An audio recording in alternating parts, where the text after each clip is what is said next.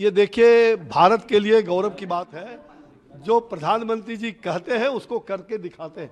2014 में जो उन्होंने संकल्प लिया था पहली बार सरकार बनने के बाद, आज रेल के बजट में भी 8 गुना बढ़ावा हुआ है। और साथ साथ ये रेल के इतिहास में इतनी बड़ी राशि दुनिया के अंदर सारे देश आज भारत का अनुकरण कर रहे हैं कि किस प्रकार से आज वंदे भारत एक्सप्रेस का 25 वंदे भारत एक्सप्रेस पहले से चल रहे थे, आज 9 वंदे भारत एक्सप्रेस का जो बिहार के आज पटना से शुभारंभ हुआ।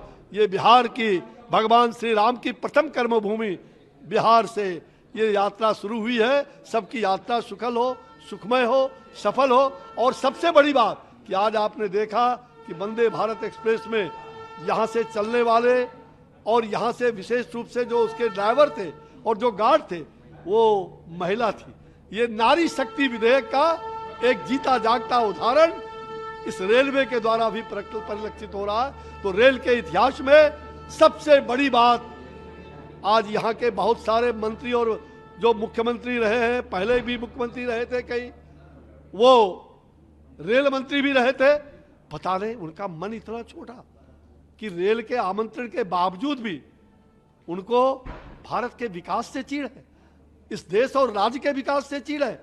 इस राज्य की जनता अगर भारत के इस वंदे भारत एक्सप्रेस से हावड़ा जाएंगे उससे चिढ़ है कि मुख्यमंत्री यहाँ आमंत्रण के बावजूद भी, रेलवे के आमंत्रण के बावजूद भी उन्होंने स्वीकार नहीं किया। ये बिहार के लिए शर्म की बात है।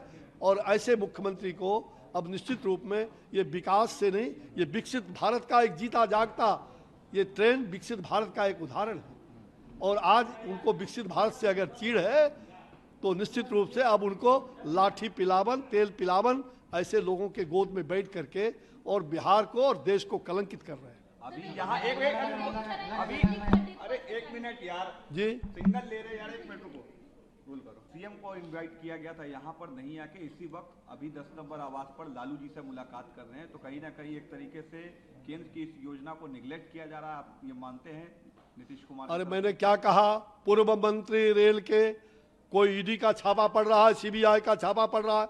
अब उनको बचाने के चक्कर में उन्हीं के कालखंड में और उन्हीं के द्वारा, वही नीतीश जी के लोगों के और नीतीश जी के द्वारा उनको जेल भेजने का पहली तैयारी हुई थी। और फिर उसी के भ्रष्टाचारियों के गोद में बैठ करके आज बिहार का एक बहुत ही सौगात मिला था, बिहार वासियों को एक बहुत बड़ा सौगात मिला था। भगवान राम की ये प्रथम कर्मभूमि बिहार रहा है, भारत रहा है। ये जहाँ ताड़िका का वध हुआ था, यही बक्सर सिद्धाश्रम जहाँ से मैं आता हूँ, ये गौतम बुद्ध और महावीर का बिहार है, चाणक्य और चंद्रगुप्त का बिहार है, डॉक्टर राजेंद्र प्रसाद का ये पहला बिहार, पहला राष्ट्रपति।